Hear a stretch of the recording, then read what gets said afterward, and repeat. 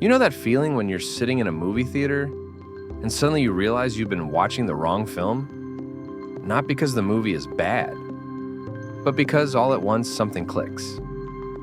You realize this story was never meant to be yours. That's exactly what's happening to you right now. And no, the timing isn't random. This moment didn't arrive with noise or drama. It didn't announce itself clearly. It slipped in quietly, through the back door of your awareness, disguised as restlessness, as that strange discomfort you can't explain, as the growing sense that something has shifted, even though nothing around you looks different. You've been feeling it, haven't you? That subtle pull towards something you can't name yet. The way certain conversations feel hollow now. The way your routines taste flat, almost lifeless. The way you find yourself staring out windows more often, not really looking at anything. Just sensing that there's more than what you're currently living. Stay with me, because this isn't boredom, and it isn't dissatisfaction. It's something else entirely. Most people misunderstand this phase. They think it means something is wrong. They label it as a lack of motivation, a crisis, a loss of direction. So they try to fix it externally. They change their hair, switch jobs, plan trips, chase novelty. But what you're experiencing can't be solved that way, because it isn't a problem to be fixed. It's a signal to be decoded. This feeling didn't come to push you forward into something new. It came to pull you out of something that no longer fits. And here's what no one really tells you about life's biggest transitions. They don't arrive with clarity. They arrive with confusion. They don't feel like progress. They feel like disorientation. And they don't make you feel powerful at first. They make you feel strangely empty. Not because you've lost yourself, but because you're starting to see through what you were never meant to be. The test I'm talking about isn't something you study for. It's the kind of test that's been running quietly in the background of your life for months, maybe years. Life has been presenting you with the same themes, the same types of people, the same emotional friction. Think about the last 6 months. Notice how certain patterns kept repeating. Situations where you felt trapped. Moments where you felt unseen. Times when you swallowed your truth to keep the peace. Those weren't random. They were curriculum. Every time you bit your tongue instead of speaking honestly. Every time you said yes while your whole body wanted to say no. Every time you tolerated something that quietly drained you. You weren't being punished. You were being shown what you're no longer meant to carry. Most people think this phase means they're failing, that something is wrong with them, that they're losing ambition, that they're falling behind. But that interpretation comes from a world that doesn't understand conscious evolution. We're taught to fear uncertainty, to cling to what's familiar, to stay functional, even when it costs us our truth. So when your inner compass starts pointing toward authentic north instead of what everyone else expects, it feels like you're losing your mind. But you're not becoming unstable. You're becoming honest. This isn't depression. This isn't collapse. This is outgrowing the container you've been living in. Most people approach change like they're renovating a house. They think they need to build something new, fix themselves, upgrade their personality. But what's happening to you is different. It's archaeology. You're not creating a new self.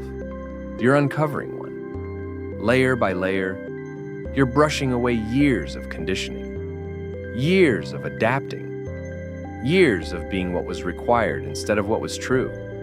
And yes, this part feels unsettling because dissolution doesn't feel like progress. It feels like things falling apart. Your motivation feels unclear. Your priorities feel scrambled. What used to drive you no longer works. But this isn't disintegration, it's integration.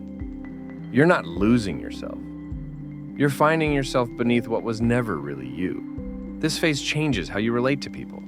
Others might notice before you do. They'll say, "You seem quieter, less available, less interested in surface-level interactions." Some will be curious. Others will feel uncomfortable. Not because you're doing anything wrong, but because your authenticity reflects back what they've been avoiding. As you stop performing the version of yourself they were comfortable with, some relationships will naturally shift. What once felt like deep connection may now feel shallow. What once energized you may now drain you completely. And the temptation will be to force compatibility, to maintain what no longer feels real. But forcing connection is like wearing clothes that no longer fit. It's uncomfortable and unsustainable. Sometimes love means allowing relationships to transform or even end. That doesn't make you selfish. It makes you honest. The beautiful thing about this test is that you can't actually fail it. You can only delay it. And you've reached the point where delay has become more painful than change.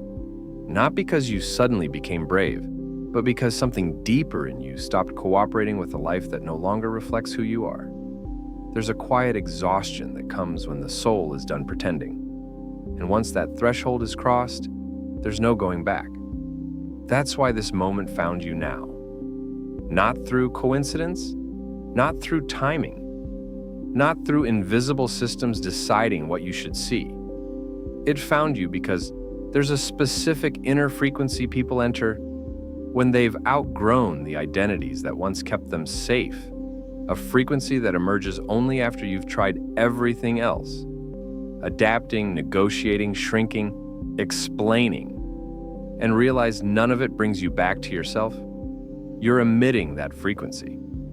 And when you do, certain messages don't feel new. They feel remembered.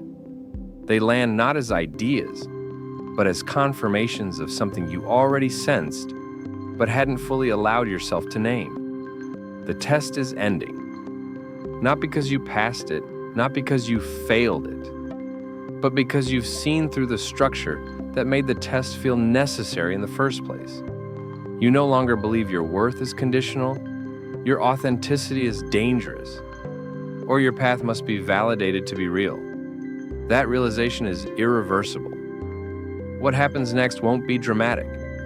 Real transitions rarely are. They move subtly, almost invisibly, rearranging your life from the inside out. What no longer aligns will begin to fall away, not violently, but decisively. What remains will feel simpler, quieter, and strangely more true. This is why things may feel empty before they feel clear. Why familiar motivations no longer work.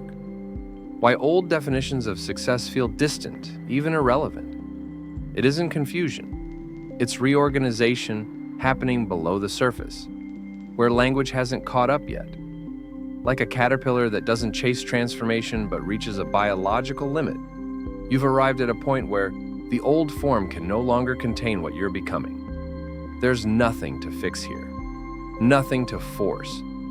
The process is already underway, and the relief you're starting to feel isn't relief from arriving somewhere new. It's relief from finally stopping the exhausting effort of becoming something you never truly were.